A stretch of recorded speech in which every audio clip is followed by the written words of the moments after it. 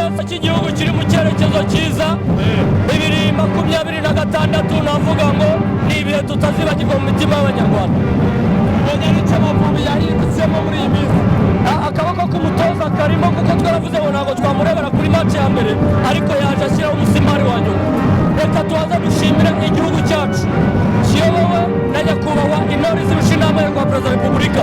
Nibwo bwa mbere mu mateka y'u Rwanda twakiriye amarushanwa y'ibihugu atari ay'amakrebe, tukabasha kubona babaye nimero 13 barafite niyicara yige, babaye nimero 10 ibintu bya furashi byarahindutse, bahoraga bavuga furashi zihinduka ngo dufite Nshuti Innocent niyicara yige.